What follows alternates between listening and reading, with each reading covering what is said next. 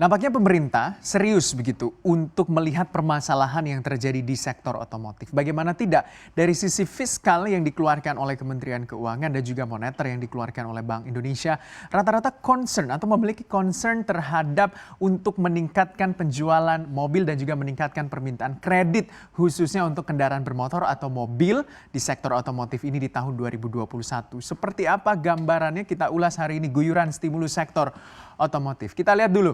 Yang pertama yang dikeluarkan oleh pemerintah dari sisi fiskalnya adalah bebas PPNBM. Kita tahu untuk PPNBM ini memang agak menuai pro kontra ya sepanjang tahun atau akhir tahun 2020 tahun lalu sampai dengan memasuki 2021 ini.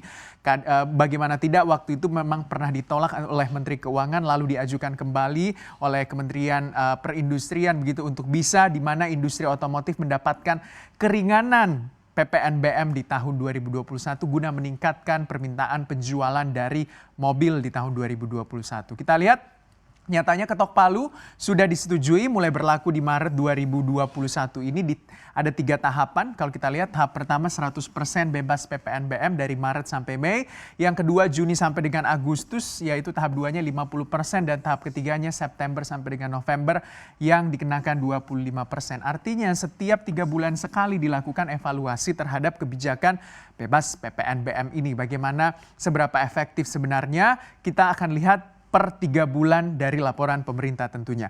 Nah, ketika PPNBM atau bebas PPNBM ini diterapkan, harapannya sebenarnya ada potensi pemasukan negara kurang lebih 1,4 triliun rupiah dengan proyeksi penjualan kendaraan atau mobil itu sekitar kurang lebih produksi maksud saya 81.752 unit. Karena kita tahu untuk penjualan mobil di tahun 2020 itu sangat tertekan. Turunnya itu kurang lebih hampir 50% kalau kita lihat. Karena di 2019 untuk penjualan mobil itu ada di angka 1 jutaan unit. Lalu turun di tahun 2020 itu hanya sekitar kurang lebih 500 ribuan unit saja kendaraan roda 4 yang berhasil terjual. Artinya sangat besar tentunya tekanan terhadap sektor otomotif khususnya untuk penjualan mobil. Nah dari sisi fiskal pemerintah mengeluarkan aturan bebas PPNBM. Kemarin dari sisi moneter Bank Indonesia juga turut begitu ya bisa dikatakan burden sharing berbagi masalah begitu antara pemerintah dan juga BI ya. Kalau kita lihat BI kemarin menetapkan melonggarkan ketentuan uang muka kredit pembiayaan kendaraan bermotor menjadi paling sedikit 0% untuk semua jenis kendaraan bermotor baru. Artinya Bank Indonesia melonggarkan kebijakan loan to value dan juga financial to value atau LTV dan juga FTV. Ini sebenarnya juga diharapkan bisa mendorong permintaan kredit dari kendaraan bermotor atau mobil dan juga bisa meningkatkan penjualan tentunya untuk mobil. Karena kita tahu bukan cuma mobil sebenarnya yang diguyur sentimen bebas DP 0% dari Bank Indonesia. Karena untuk properti juga mendapatkan hal itu.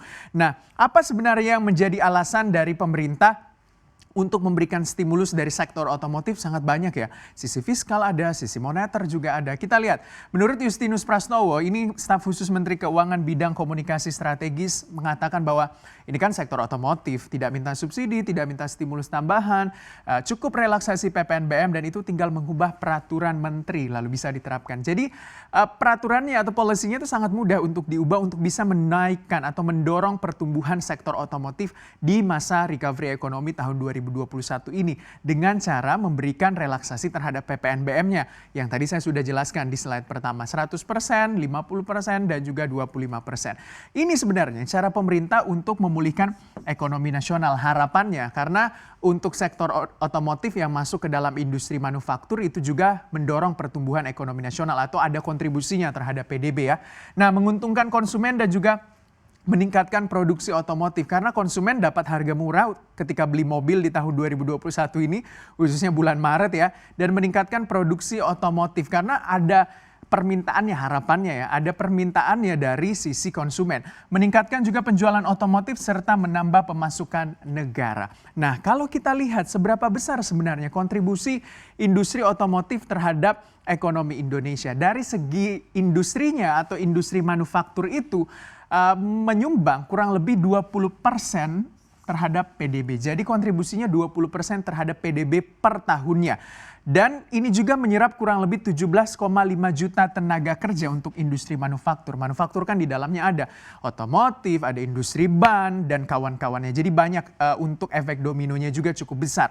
Ekspornya juga menyumbang 163 miliar US dollar dan untuk realisasi investasi di tahun 2020 kemarin di sektor manufaktur atau industri manufaktur itu realisasi investasinya 272,9 triliun rupiah. Masuk ke sektor subsektornya yaitu otomotif roda 4, ada 22 perusahaan yang nilai investasinya itu kurang lebih 100 triliun rupiah dengan kapasitas produksinya adalah 2,35 juta unit per tahunnya dan bisa menyerap 38,39 ribu tenaga kerja. Artinya kalau bisa menyerap tenaga kerja, angka pengangguran menurun dan masyarakat yang bekerja di sektor otomotif ini atau di sektor manufaktur, industri manufaktur itu yang sebanyak kurang lebih 17,5 juta bisa melakukan konsumsi. Kalau bisa melakukan konsumsi, ya kembali lagi fundamental ekonomi Indonesia adalah konsumsi domestik atau rumah tangga yang berkontribusi 58% terhadap pertumbuhan ekonomi. Artinya pertumbuhan ekonomi bisa juga ikut terdorong ketika sektor otomotif ini atau sektor industri manufaktur juga membaik. Itu dia bagaimana gambaran guyuran stimulus sektor otomotif di tahun 2021 ini.